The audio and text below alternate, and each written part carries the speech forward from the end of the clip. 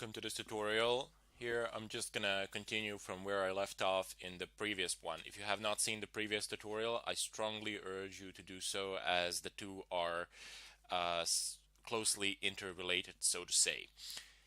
Anyway, previously we've discussed some of these things such as DOS, rats, phishing, and so on and so forth. But here I want to go a step further and tell you about SQL injections, VPNs, proxies, Tors, EPS keyloggers, and so on and so forth. You will see how all these things will play a role later on throughout the course. But for the time being, you have SQL injections, which simply passing SQL queries to HTTP requests. If they are not properly formatted by the PHP code on the server side, this can present a serious problem. And this is always one of the primary consideration of all the web developers out there. Later on I will demonstrate how you can use these, formulate them, and there is a large amount of websites that are vulnerable out there, primarily because the frameworks on which they're based are vulnerable as well. Next up, you have virtual private networks, so VPNs. These are ways of anonymizing yourselves. Basically, if you have a VPN provider somewhere, and if you want to anonymize yourself, you will route all their traffic through this VPN provider, and all the traffic between you and the VPN provider will be heavily encrypted. So any other server out there that is receiving requests from you, it is actually receiving them from VPN.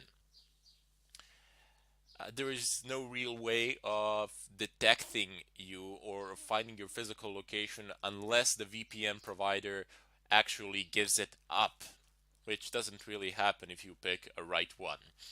Down below you have proxies. Now proxies are a less reliable way of staying anonymous, but you should always make it your common practice to use SOCKS 5 proxies. I will explain what these are. I will introduce them when we do proxy chains and when I explain to you how you can actually stay anonymous while conducting these sort of activities.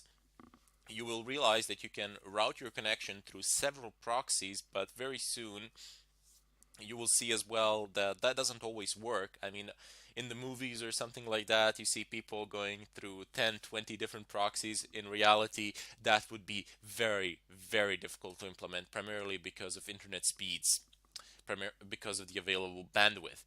Most of the free proxies out there are not very fast, and routing your connection through several of them will make it very difficult for you to do anything in a reasonable amount of time. There are of course paid proxies, but when you pay a proxy, you leave a digital footprint somewhere so you can be traced. Down below you have Tor. Now Tor is absolutely free, open source, and it is much faster than proxies. It's not faster than VPNs, but it is faster than proxies. It gives you an ability to Torify your applications, which in essence means simply routing traffic through certain routes and using certain routers on the internet to actually, not just routers, but using certain devices on the internet for your packets, for your connection to go through. It can be slow from time to time. It is not a 100% guarantee, but you will be anonymous to a very large extent if you are using Tor. There are ways of detecting you, but they are highly unlikely to happen. Like 99.99% of time, you will be almost 100% anonymous, which is a very good way of functioning. Also, you have the Tor browser, which allows you to access dark web or the hidden web, however you wish to call it. Basically, those are .onion websites, and they are not indexed by any of the search engines out there, and they cannot be accessed via regular internet from the regular internet browsing perspective. You cannot, I mean, if you open up Firefox and if you have your internet connection, and if you don't have your internet connection configured in a proper way to connect to Tor network or something of a kind, you will not be able to access any of the hidden webs or dark webs website services, and so on and so forth. I will also show you how to access dark web and how to use it, as it has a vast amount of resources that are at your disposal, most of them free, some of them paid, and so on and so forth. Down below you have VPS. These are virtual private servers. It is a method of, it is a secure, it can be viewed as a security layer. For example, if you have an Apache server running on your physical machine, you can have a virtual machine within that physical machine which will serve as an SQL server for that Apache server. This is done so that the SQL server cannot be accessed from outside and that you don't have an SQL port open on your physical machine. So only devices, only programs and users from that particular machine will be able to access the virtual machine where the SQL server is. Bit of back and forth action here. It might sound unclear or something like that, but I don't want you to worry about it now. When I show you the examples, when you get into it, you will understand it. I guarantee it to you. So no problems there. Here, I'm just introducing you to the terminology and giving you an idea of what is to come. Excellent. So we also have keyloggers, which are tools that are used to steal credentials, and not only credentials, but also used to extract information. If you manage to deploy a keylogger on a machine, you can configure it to record all keystrokes and then to send them to a mail address, to an FTP server. Today, keyloggers are advanced to the extent that they have like 100 options or so, configurable to the fullest of extents, and you can do pretty much whatever you want with them. I mean, they have their basic functionalities still. Basic functionalities is still there to record the keystrokes, but not only do they record the keystrokes, for example, they can extract existing information as well. You can configure their behavior, how the stealth level of the keylogger, how will it hide, where will it go, where will it be installed, what sort of information do you want to extract, do you want to monitor particular folders for activity, and do you want to record it. You can configure them to take screenshots, you can configure them to use the camera on the device which you have deployed a keylogger to take a picture every 5 minutes or something like that. That wouldn't be the brightest of ideas, because obviously somebody would see that you're taking a picture. But those are just examples of what you can do with them, and later on we will actually download a genuine keylogger, install it, deploy it. We'll show you methods of deployment and how you can configure it as well. Although you should be very careful from where you download your tools, such as keyloggers, remote administration tools, rootkits, and so on and so forth, primarily because you never ever want to download a uncompiled binary file that is not open source, because you have no way of knowing what's in it, and you absolutely never want to run it on your computer. You might get what you want, a keylogger or something of a kind, but your computer might get infected with exactly the same keylogger that you plan to deploy somewhere, or with exactly the same rat that you intend to deploy somewhere. So that's not a very bright idea. You should use verified sources of such tools. I will show a few of them later on as I go over to the internet and download them. But I'm just making it very clear here that you should be very careful with these things. And one of the foolproof methods of doing this is actually configuring a virtual machine and doing this sort of activity on that virtual machine. So even if you get infected or something of a kind, it doesn't matter. It's a virtual machine. You can reinstall it anytime you want, very fast. Pretty much no information will be lost there. More importantly, the primary file system on your main physical machine will not be accessed from the virtual machine. Anyway, down below you have the terminal. So terminal is basically an interface for you that allows you to control your operating system. Now, Linux terminal is very powerful, we will be using it extensively. You will need to familiarize yourselves with it. I will familiarize you with it. I will teach you how to use it.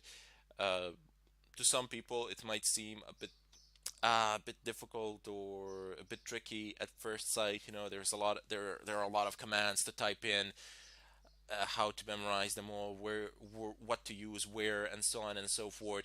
But believe me, there is a certain logic to it, and once you figure it out, everything just flies. I know by heart about 30% of possible commands out there regarding Linux terminals, and the rest I simply figure out with dash h or dash dash help. The system pretty much tells you everything you need to know. It helps you out to a great extent, and you are able to figure out a lot of things from just understanding the basic logic, how it works, and so on. Now there will always, of course, be arguments. I don't know, there'll be people saying, well, why would you use terminals? Why wouldn't you just use GUI tools or something like that? The simple answer is because they are not as nearly as powerful as the terminal tools are. Plus, terminal tools have far less dependencies, and most of the hacking tools are basically designed for the terminals. They don't have GUIs. A lot of them do have them these days, but I might go over them briefly at a certain point of time, because it is not the GUI interfaces are not that relevant. When you figure it out how to do it on the terminal, you will automatically by default know how to do it with the graphical user interface for that particular program. Anyway, down below you have firewalls. Now, firewall in Linux is configured through IP table commands.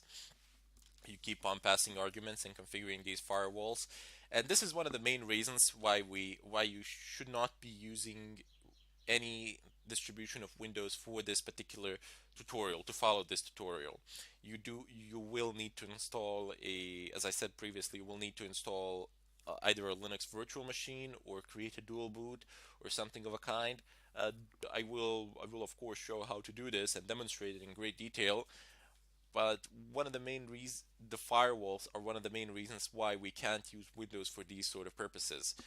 Uh, Linux firewall is open source, and it has ridiculous amount of options. A ridiculous amount. I'm not kidding here. You can do with it pretty much whatever you want. You can you can close open ports, forward connections via ports or via IP addresses. You can just forbid certain protocols on certain ports, or forbid certain protocols for certain IP addresses, do all manner of forwarding and redirection, and so on and so forth. This is all available for free with a Linux firewall, whilst in Windows you will have some of these options, but most of them you won't, unless you, for example, buy a certain package or something like that, which is not something that we really want to do here. We want to keep this budget friendly, and we want to have a powerful firewall which can do pretty much whatever we want it to do. Now there'll be two ways of configuring this firewall, and if you are afraid of messing it up, don't worry about it, because most of the configurations that we will do will be short-lived configurations, so to say, primarily because all the configurations made to the firewall from iptables command, unless specified otherwise, will be temporary, and they will hold until the next system reset. There is a way to circumvent this, of course, and to configure the firewall rules in the configuration file directly, and thereby making the changes permanent, which is also one of the ways of doing it, but I don't generally prefer it. I prefer to have a script somewhere which you can run at any time, and it will configure your firewall by default. This is primarily because you won't have your tool set on a USB stick or somewhere online or something of a kind, and you have these quick scripts which you generate, and then they perform these tasks for you in an automated fashion. It's really simple. I will show you how to make these scripts. You do not necessarily need some advanced programming knowledge or anything of a kind. Basically, what these scripts are a list of Linux terminal commands which we will do Anyway, so basically the script would consist out of a list of those commands, and then you just change the mod of the script to be an executable file, run it, and all those commands are you are passed to the system, and those tasks are finished in an automated fashion by default. Anyway, one of the final things that I wish to address here are reverse shells. So there are hundreds, if not thousands, of reverse shells out there that you can use. I will pick a few that we will use depending on the framework, depending on the environment, of course, that we want to infect. But in essence, what reverse shells are, as the name itself says, you have a program with which you infect another device, and then that program opens up a reverse connection from that device back to you. So you can keep on passing commands, you can keep on controlling the system even though you are nowhere near it. There are different types, of course, today with routers and so on and so forth. With such firewalls, you do need to do a lot of extra configuration, and there are problems that need to be solved and addressed. You will see how, when you are trying to break into a single computer, sometimes you need to break into the router first. Usually, you need to break into the router first, unless you're performing these phishing sort of attacks, or there's a web server or something of a kind running in the background. But attacking a private device, a private computer, which is usually what people do as preludes to bigger hacks because they want to extract some sort of information or something of a kind from, let's say, a company's employee that's a network administrator or somebody like that, they will, one of the basic vectors would be to attack a home router, change the DNS settings there, and try to steal credentials in such a way, or put the computer in the DMZ of the router, demilitarized zone, so that the router is no longer effective for that device. Rather, instead, it just forwards all traffic to that device regardless. So that can be, those are just some of the types of attacks that you can do, but reverse shells will depend on the choice of the environment that you are trying to infect, and will depend on the choice of your attack route as well. In any case, I hope that you got some basic introduction to these terms. I again repeat, if you didn't figure it out all immediately, don't worry about it. We will do all of this in great details with a lot of examples, and you will understand it. It's not complicated. Do not allow fear to dissuade or stop you. Just keep on going in spite of it, and if you can just stick in till the end of this course, you will, I guarantee it to you, you will understand it. With just a bit of focus and a bit of curiosity, you will be able to obtain the necessary skills needed in order to become a pen tester or an ethical hacker. I bid you all farewell, and I hope to see you in the next tutorial.